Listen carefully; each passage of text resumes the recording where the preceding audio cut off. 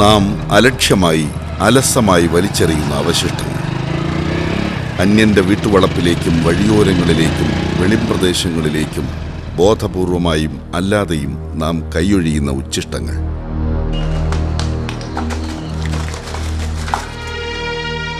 കുമിഞ്ഞുകൂടുന്ന ആ മാലിന്യ കൂമ്പാരങ്ങളിൽ നിന്നും മുളപൊട്ടി ഉണരുന്ന മഹാരോഗങ്ങളുടെയും പകർച്ചവ്യാധികളുടെയും സഹസ്രദംഷ്ട്രകൾ.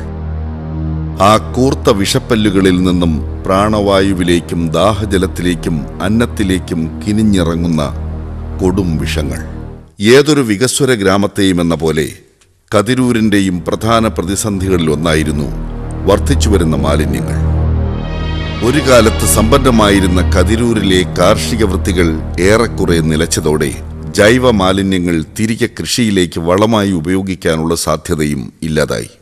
ഉപഭോഗ ജീവിതശൈലി നഗരങ്ങളിൽ നിന്നും ഗ്രാമങ്ങളിലേക്ക് അതിവേഗം ഇരച്ചെത്തിയതോടെ ഉപയോഗിച്ചുപേക്ഷിക്കുക എന്ന വികൃത രീതി ഇവിടെയും കണ്ടുവന്നു തുടങ്ങി.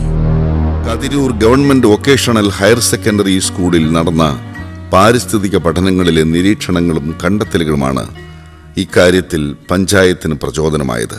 വിദ്യാലയമുറ്റത്ത് സമർത്ഥമായെത്തുന്ന ചിത്രശലഭങ്ങളെ കേന്ദ്രീകരിച്ച് നടന്ന പഠനങ്ങളിൽ രാസമാലിന്യങ്ങൾ കുറഞ്ഞ പ്രദേശങ്ങളിലാണ് പൂമ്പാറ്റകൾ മുട്ടയിടാനെത്തുന്നതെന്നും അത്തരമിടങ്ങളിൽ ആവാസ വ്യവസ്ഥ ഏറെക്കുറെ പരിപാലിക്കപ്പെടുന്നു എന്നും വ്യക്തമായി. കുട്ടികൾക്കായി സംഘടിപ്പിച്ച നിരവധി ബോധവൽക്കരണ ക്യാമ്പുകളിൽ കൂടി അവരിൽ അവബോധം സൃഷ്ടിക്കാൻ മാത്രമല്ല, അവ പ്രാവർത്തികമാക്കാൻ സ്കൂൾ അധികൃതരുടെ കൂടെ പഞ്ചായത്ത് ഒപ്പം ചേർന്ന് പ്രവർത്തിക്കുകയും ചെയ്തു. വ്യക്തി ശുചിത്വത്തിനൊപ്പം പരിസര ശുചിത്വവും തൻ്റെ കടമയും ഉത്തരവാദിത്വവുമാണെന്ന് ഓരോ വിദ്യാർത്ഥിയെയും ബോധ്യപ്പെടുത്തുവാൻ കഴിഞ്ഞുവെന്ന് മാത്രമല്ല, പ്രായോഗിക തലത്തിൽ വിജയകരമായി അവ നടപ്പിലാക്കാൻ കഴിഞ്ഞു എന്നതുകൂടി ആ നേട്ടത്തെ തിളക്കമുള്ളതാക്കി. 70 വീടുകൾക്ക് ഒരയൽക്കൂട്ടം എന്ന രീതിയിൽ ഒരു 7-അംഗ സമിതിയാണ് വീടുകൾക്ക് വേണ്ടി രൂപീകൃതമായത്. എല്ലാ വീടുകളിലും ഓരോ കമ്പോസ്റ്റ് കുഴി നിർമ്മിച്ച് വീട്ടിലുണ്ടാവുന്ന ഖരമാലിന്യങ്ങളിലെ മണ്ണിനോട് ലയിക്കുന്ന ജൈവ മാലിന്യങ്ങളെ ഈ കുഴിയിൽ നിക്ഷേപിക്കാനുള്ള പ്രേരണ നൽകുക എന്നതായിരുന്നു ഒരു പരിഹാരമാർഗം. അതോടൊപ്പം ഇവ ചെടികൾക്കുള്ള വളമായോ മണ്ണിര കമ്പോസ്റ്റ്, ബയോഗ്യാസ് എന്നീ മാർഗങ്ങൾ ഉപയോഗിച്ച് സംസ്കരിക്കാനോ ഉള്ള മാർഗനിർദ്ദേശങ്ങളും നൽകി.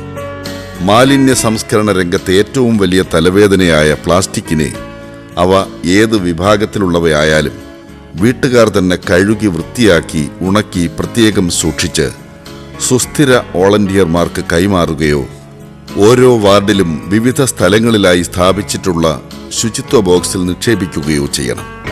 പഞ്ചായത്ത് ചുമതലപ്പെടുത്തിയിട്ടുള്ള വോളണ്ടിയർമാർ കൃത്യദിവസത്തെ ഇടവേളകളിൽ വീടുകളിൽ നിന്നും ഇത് ശേഖരിച്ചു.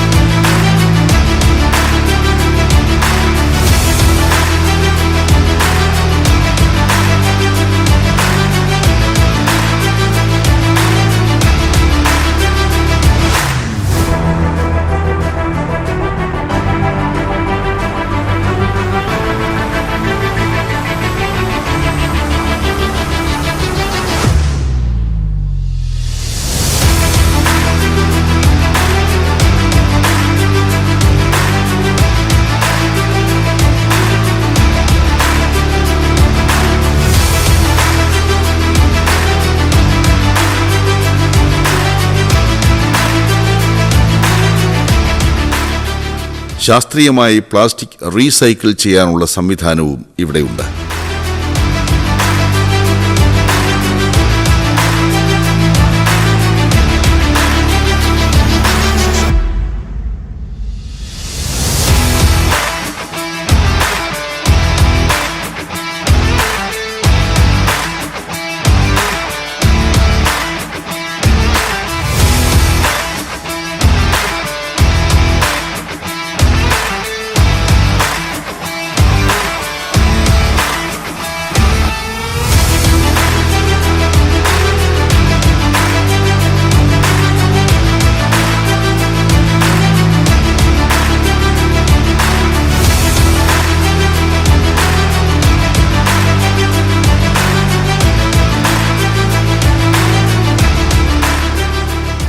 ചുരുങ്ങിയത് 7 പേരടങ്ങുന്ന സമിതിയാണ് മാർക്കറ്റുകളുടെ ശുചിത്വത്തിനായി രൂപീകരിച്ചിട്ടുള്ളത്. 7 അംഗ സമിതികൾ ഓരോ സ്കൂളിലും രൂപീകരിക്കപ്പെട്ടു. ചുരുങ്ങിയത് 7 പേരെങ്കിലും അടങ്ങുന്ന സമിതികൾ തന്നെയാണ് അംഗൻവാടികളുടെ ശുചിത്വത്തിനു വേണ്ടിയും പ്രവർത്തിക്കുന്നത്. വാർഡ് തല സുസ്ഥിര ശുചിത്വ സമിതി. ഓരോ വാർഡിലെയും അതാത് വാർഡ് മെമ്പർ ചെയർമാനായുള്ള 13 അംഗ സമിതിയാണ് ഇത്. പഞ്ചായത്ത് തല സുസ്ഥിര ശുചിത്വ സമിതി. പഞ്ചായത്ത് പ്രസിഡന്റ് ചെയർമാനും സെക്രട്ടറി കൺവീനറുമായുള്ള 51 പേരുള്ള കമ്മിറ്റിയാണിത്. വ്യത്യസ്തവും നൂതനവുമായ സംരംഭങ്ങൾ ഭ്രാന്തനാശയങ്ങളായി മുദ്ര ചാർത്തപ്പെടുന്നത് പതിവ് കാഴ്ചകളാണ്. എന്നാൽ പഞ്ചായത്തിലെ മുഴുവൻ കുട്ടികളെയും നീന്തൽ പഠിപ്പിക്കുക എന്ന ലക്ഷ്യത്തോടെ ആരംഭിച്ച പരിശീലന പരിപാടി നിരവധി ജലസ്രോതസ്സുകളുള്ള കതിരൂരിലെ ജനങ്ങൾ ഒരു ഉത്സവം പോലെയാണ് ഏറ്റെടുത്തത്. അങ്ങനെ നാടിന്റെ വിവിധ ഭാഗങ്ങളിലായി ചെറുതും വലുതുമായ നീന്തൽ പരിശീലനങ്ങൾ ആരംഭിച്ചു.